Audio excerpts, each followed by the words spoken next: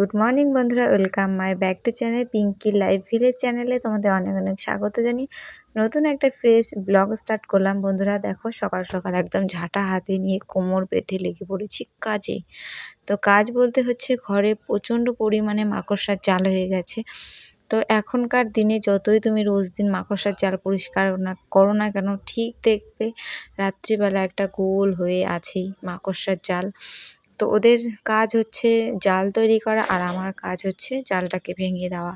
এইরকমই একটা বলতে পারো রুটিন চলে যায় প্রতিদিন। শুধু হচ্ছে বৃহস্পতিবার, শনিবার আর মঙ্গলবার, এই 3টা দিন বাদ দিয়ে একদম কি বলবো, যখনই দেখি মাকড়সার জাল করে রেখেছে তো একদম ঝাড়ু দিয়ে লেগে পড়ি। মানে ও কত দূর আর আমি কত দূর, এটাই হচ্ছে আমাদের দুজনের মধ্যে চ্যালেঞ্জ লেগেছে বলতেই পারো। তো চলো এখন হচ্ছে বিছানাটাকে ভাবছি আজকে একটু রোদে দেবো, আর সাথে হচ্ছে বিছানাটাকে একদম, যেহেতু মাকড়সার জাল পরিষ্কার করেছি একদম ধুলো নোংরা পড়ে গেছে, তো ওটাকে পরিষ্কার করে ভাবছি রোদে একদম শুকিয়ে টনাটন করে নেব বিছানা।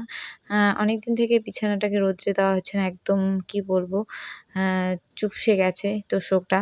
তো আজকে একটু রোদে দিয়ে একদম মানে কি বলবো, ওর সঙ্গে একটু যুদ্ধ করে একদম তুলতুলে করে নেব।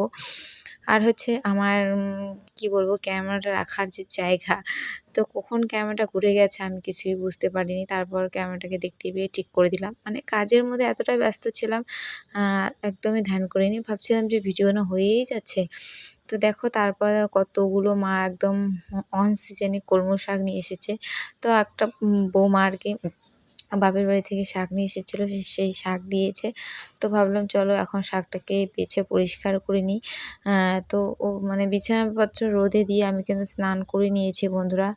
একদম স্নান করে ফ্রেশ ট্রেশ, মানে ঠাকুর পুজো টুজো দিয়ে একদম ফ্রেশ ট্রেশ হয়ে এখন বসে গেছি শাক বাছতে। আর মেয়ে এই মাত্র ঘুম থেকে উঠলো, এই মাত্র বলতে হয়েছে আধা ঘন্টার মতো হয়েছে। ওকে বলতে বলতে যে মাগো ব্রাশ কর, চা খা, বই নিয়ে বস, এই করতে করতে আমার একদম মাথার যন্ত্রণা হয়ে যায়। তো দেখো একটু আমার মেয়ে আজকে একটু সুবুদ্ধি হয়েছে, আমার একটু ভিডিওটা করে দিয়েছে। অনেকক্ষণ বলার পর যে মাগো একটু ভিডিওটা করে দে, তারপর দেখো দিল ভিডিওটা করে। তো চলো এখন শাক টাক বেছে ধুয়ে একদম সোজা চলে যাব রান্নাঘরে। তো মাঝখানে অনেকটা সময় তোমাদের সাথে আমি কিছু শেয়ার করিনি। তো এখন হচ্ছে দুপুরবেলা বিছানাপত্র গুছিয়ে নিয়ে বাইরে তো প্রচণ্ড পরিমাণে রোদ উঠেছে। তো মেয়েকে বললাম তুই এখন বসে বসে আর্ট কর, বাইরে না বেরিয়ে একদম মানে জোরে করে একটা ধাওয়া দিয়েছি। এখন অবধি কোনো স্নান করেনি। তো ওকে বললাম একটু আর্ট কর, তারপর স্নান করে ভাত খেয়ে একটু রেস্ট করবি। ও একদম মানে বিছানায় যে একটু শুয়ে থাকবে, ওটা একদম ওর মনে হয় মানে কি বলবো বিরক্ত। যখন ওকে বলি যে একটু শো, মানে গায়ে মনে হয় একদম জ্বর চলে এসে এরকম একটা ব্যাপার। তো দেখো এখানে মেয়ে আর্ট করে নিচ্ছে। তো ভাবলাম চলো তোমাদের সাথে শেয়ার করে, ওইদিকে কিন্তু আমি রান্নাও করছি।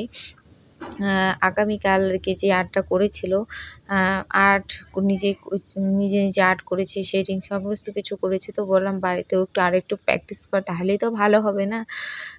তো সেটাই করছে। আর দেখো এটা আগের দিনের আর্টটা মেয়ে এখানে করে রেখেছে, একদম নিজে আর্ট করেছে, শেডিং করেছে, খুব সুন্দর হয়েছে না?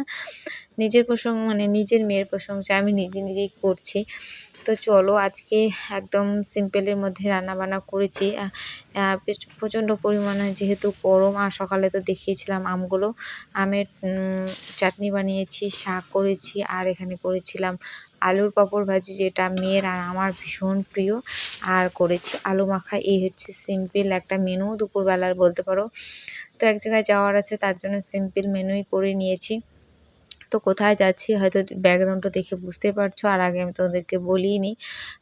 চলে এসেছি বিয়ে বাড়িতে। এত পরিমাণে গরম কি বলবো, আর বাড়িতে প্রচণ্ড পরিমাণে মানে তাড়াহুড়োর মধ্যে বেরিয়েছি না, তার জন্য তোমাদের সাথে শেয়ার করতে পারিনি। সন্ধ্যের দিক থেকেই শুরু করেছিলাম রেডি হতে, কেননা এই বিয়েবাড়িতে আবার আসবো চলে যাব, যেহেতু অনেকটা দূরের ব্যাপার তার জন্য। তো দেখো এখানে ফাইনালি চলে এসেছি, আর মনে হচ্ছে প্রথম আমরাই মানে লোক চলে এসেছি বিয়েবাড়িতে, যারা আগের দিন থেকে আছেই। গরমের জন্যই না আমরা আগের দিন আসিনি। তো দেখো বিয়েবাড়িতে এসে দেখি খুব সুন্দর প্যান্ডেল করেছে, তোমাদের সাথেই সব বিয়েবাড়িতেই সুন্দর করে। তো আমার কাছে মনে হলো তোমাদের সাথে একটু শেয়ার করি। সচল তো আমি এরকম করে ভিডিও শেয়ার করতে পারি না। আর হচ্ছে গরমের চোটে ভালো মতো আমি ভিডিও করিনি। চলো আমার যাকে দেখিয়ে দিচ্ছি। আর এই প্রথম হচ্ছে আমার মেয়ে হচ্ছে একটা কাকিমণি পেলো। আমার মেয়ের একটাই দুঃখ যে মা আমার কেন একটাও কাকিমণি নেই। আমার সব জেঠিমা, মানে ও জেঠিমা বলে না, ও বোমা বলে। আমার সবগুলো বোমা কেন, আমার হচ্ছে একটাও কাকিমণি নেই। এটাই আমার মেয়ের দুঃখ ছিল, একটা পেয়ে গেল। আর আমিও একটা দেওরের বউ পেয়ে গেলাম। তো এটা হচ্ছে মাসি শাশুড়ির ছেলের বিয়ে, তো সেখানে চলে এসেছি।